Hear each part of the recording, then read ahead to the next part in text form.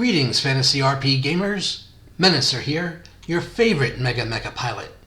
In this Learn to Play Feng Shui 2 video, we will talk about all things guns.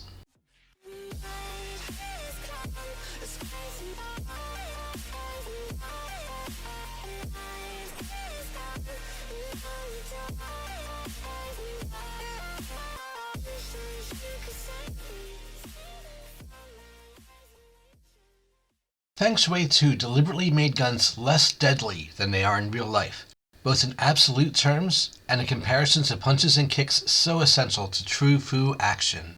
Always remember that this game simulates action movies, not real life. Feng Shui 2 ignores a lot of the fine details that gun users consider important. If you have a lot of gun knowledge and you're playing a gun-toting character, feel free to use that knowledge when coming up with dialogue for her. Your character knows all the fine details inside and out, and may talk about them obsessively. Gun lingo comes as second nature to her. Just don't expect your game master to make things more realistic. In Feng Shui 2, guns are as much a part of fantasy element as is magic, supernatural creatures, and kung fu chi powers. Just in case somebody's mom is watching, Feng Shui 2 does not endorse the use of guns in the real world. That also goes for swords and fists and all those other things you can put an eye out with. In Feng Shui 2, there isn't much difference between guns of the same general type. One auto-loading 45 shoots the same as another. However, your gun character probably thinks there's a big difference, and will knowledgeably swear by her weapon of choice as she repeats its model name like a mantra. In Feng Shui 2, ammo is ammo. Different types of bullets, such as hollow points, armor-piercing rounds, and so forth, exert no actual effect on game mechanics. Characters in the game can still talk about them, use them, and think that they matter. Go ahead and fit them into your cool combat descriptions as you deem fit. Running out of ammo is something that hardly ever happens in Feng Shui 2. Only when the GM introduces a threat of low ammo into a situation do you have to worry about it. Ammo shortage might be a special problem you encounter when you know you might get into several fights in a row after going through a search or checkpoint, or during an extended sojourn into a pre-modern or post-collapse future juncture. In those rare instances when running out of ammo is a threat, characters wielding autoloader handguns and submachine guns get to fail a number of reload checks equal to the number of clips they're carrying before this happens.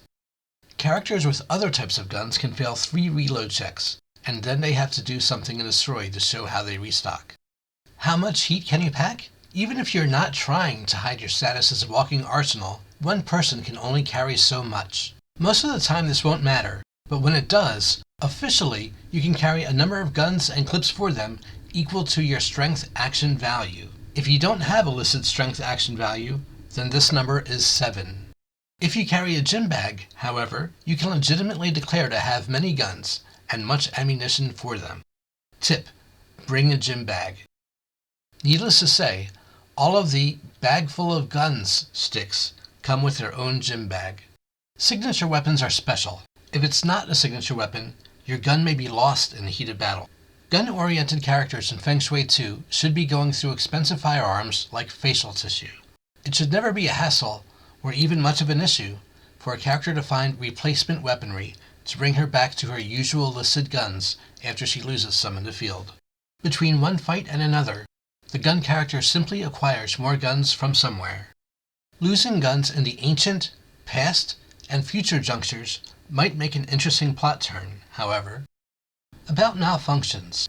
Guns fail more often in the course of a Feng Shui 2 fight than they do in real life. This gives you a reason to carry lots of guns. Malfunctions occur on way alpha failures with guns attacks. Way alpha failures occur in one of 2 ways. 1. You get a negative action result, usually from 1 or more re-rolled 6s on your minus die. 2. You roll boxcars, or double 6s, and then score an action result less than the difficulty of the check. When you get a malfunction, make a difficulty 4 fortune check to see how bad a problem is. In the best case scenario, if you meet or exceed that difficulty, your gun has only jammed. It is malfunctioning, but can be easily fixed if you spend time right now. It takes you 8 shots to clear the jam, after which you can continue to use the gun with no problems.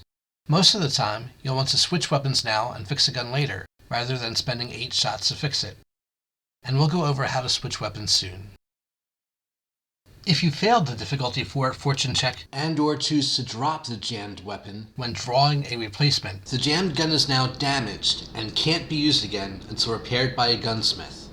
The repair job should take at least several hours of uninterrupted labor in a well-equipped workshop. About rearming. Some foes have a disarm ability, which might force you to drop the weapon you're currently carrying. As an option only available to you on your very next shot, you can make a rearm check. To make a rearm check, you make a defense check against the highest attack action value of the foe who disarmed you. On a success, you seamlessly rearm yourself with another weapon you are already carrying and can attack with it right away. On a failure, you can spend 3 shots to rearm. Alternatively, you can perform a stunt attack by adding +2 to the number you have to meet or beat to hit an opponent. If you hit, you can declare that you picked up a weapon left on the battlefield and then used it on your chosen target. If you fail, you do no harm to your opponent and are still without a weapon. FYI, once you've tried the stunt attack, you can't go back and attempt a rearm check. Feng Shui 2 describes firearms with 3 statistics: damage, concealment, and reload, listed in that order.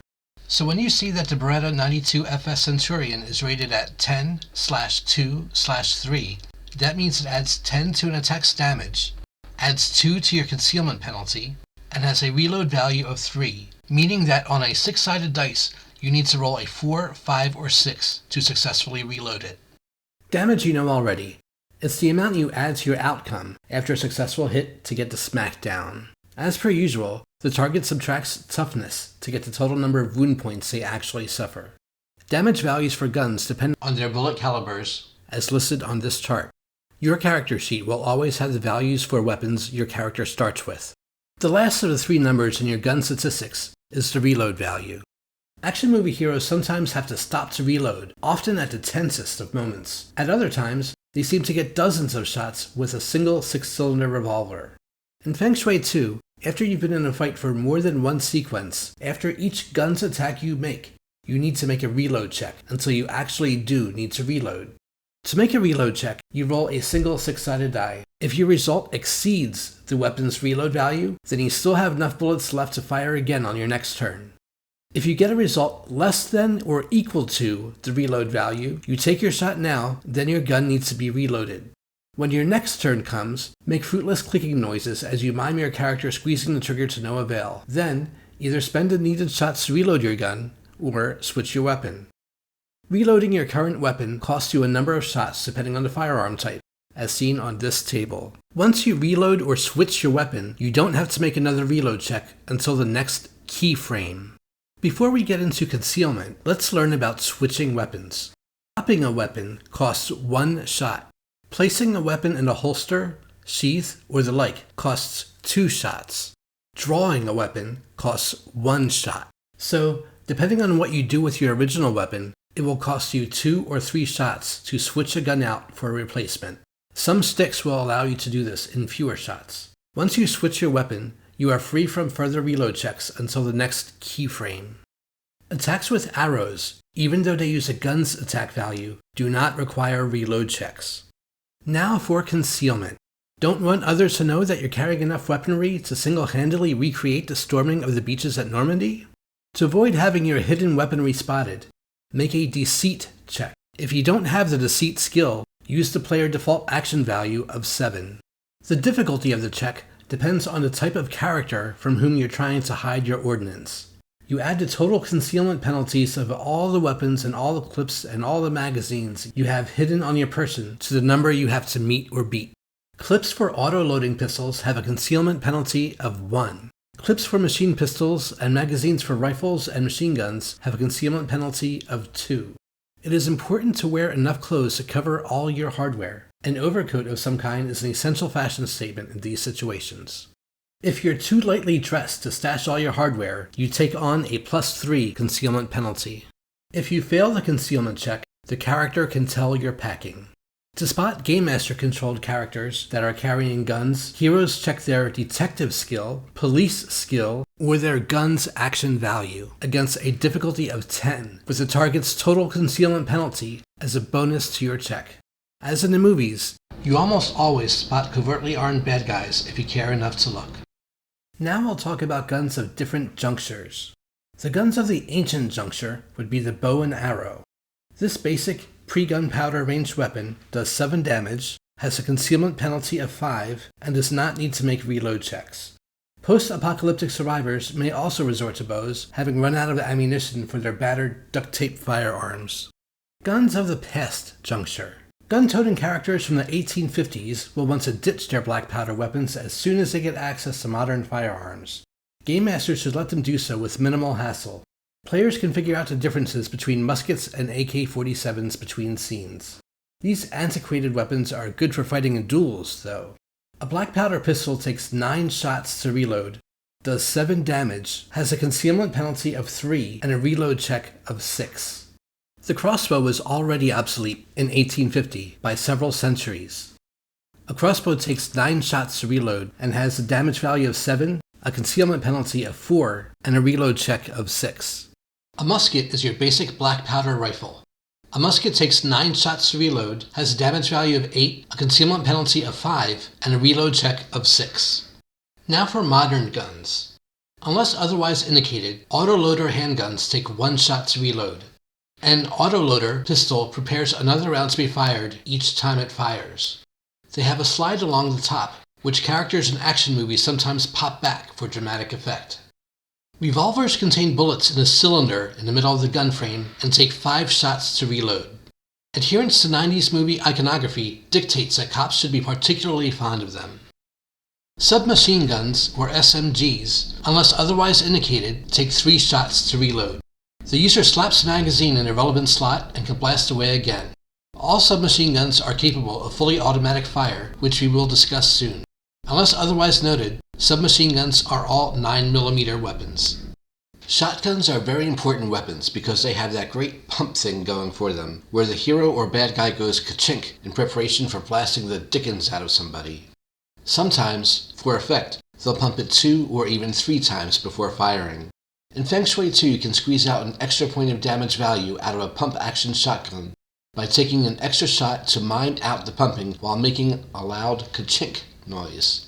Yes, the player has to actually mime this action and make the ka-chink sound. There's no further bonus for multiple pumps, though. Shotguns are good up close. Double any difficulty modifiers for range when using a shotgun. Shotguns take 6 shots to reload. Sometimes the guerrilla war across time becomes a bona fide battlefield-type war, and that's when assault rifles come in handy. Assault rifles take 3 shots to reload and are capable of fully automatic fire. Weapons with a single skull icon after the damage value grant +1 to attacks versus mooks. Weapons with a double skull icon grant a +2 bonus versus mooks. In really real life, fully automatic weapons that can fire hellacious bursts of bullets are among mankind's deadliest inventions. In action flicks, automatic weapons act as cool special effects that send bullets pinging everywhere in a gunfight without doing much more damage than other guns. Usually, heroes can avoid being hit by doing an odd hopping dance as sparks ping off conveniently placed metal railings and catwalks. In Feng Shui 2, provided your gun is listed as able to fire automatic bursts, you can turn on the automatic fire to increase your damage value while also increasing your risk of having to reload and possibly your chance to miss. To use autofire, you must declare that you're using autofire before you make your gun's check to hit and declare how much you want to increase your damage. If the damage you want to add is 3 or more, subtract your added damage from your gun's action value for this attack, making it more likely you will miss. Under ordinary circumstances, this makes it less than beneficial to declare more than an extra 2 points of damage. This reflects the effectiveness of action movie autofire. For each point of damage you add 1 to your weapon's reload value. The weapon's reload value returns to normal after your next failed reload roll. You must make a reload roll after this attack and after every subsequent attack with this weapon until you fail. This applies even during the first sequence, or if you have already failed a reload roll during the current sequence. Do you want to tote a bazooka or rocket-propelled grenade? You can, but realize that in an action movie world, these are so powerful that they only kill mooks and take out vehicles. Against mooks, these giant-sized weapons give you a +2 guns bonus. Named characters can mostly jump out of the way of a blast from these weapons. If you hit a named character with fewer than 30 wound points, your weapon damage value is 8, representing bruises and scrapes taken while leaping out of the blast radius. On a hit, the named foe also loses 3 shots. When fired at a named character with 30 or more wound points, your weapon damage value is 18. The reload value of these weapons is 6. You make a reload check every time you fire one. At the GM's discretion, they can also be used to destroy stationary infrastructure. Warriors of the post-collapse future wield unidentifiable guns, pieced together from scraps and duct tape. Almost no modern-era technology exists in the future. Most melted away when the chi bombs were set off. Most weapons in the future are built from the frames of older guns from the early 21st century. Few denizens of the scorched earth carry autoloaders or submachine guns, but revolvers, rifles, and shotguns are still fairly common. Time travelers from the future grab modern guns as soon as they can. Taking them back home to the future, however, can make them a target for thieves and assassins. As every post-apocalyptic weapon is a special, barely workable snowflake, we'll dispense with their statistics in a simple table. Since this role-playing game is based on Hong Kong action films of the 90s, you might wonder if there are sticks that allow you to shoot 2 handguns at a time. All I can say about that is, of course there are. And the player archetype Killer starts with the first 2 sticks in that tree. Feng Shui 2 has 36 player character archetypes. 2/3 of them use guns as either their primary or backup attack. Any player character that doesn't have the gun skill can still use guns at the player character default skill value of 7.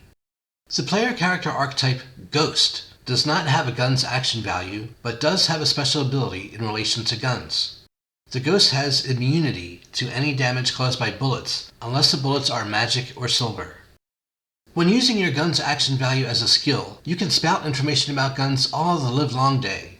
This includes their specifications, history, and the business profiles of their manufacturers. You can also call on gun dealers, trainers, hobbyists, lobbyists, firing range owners, and journalists who work for firearms magazines. Do you have any questions about Feng Shui 2? Is there a topic you want covered in a future video? Do you have any interesting stories about your Feng Shui 2 experience? Leave your comments below. And of course, don't forget to like and subscribe.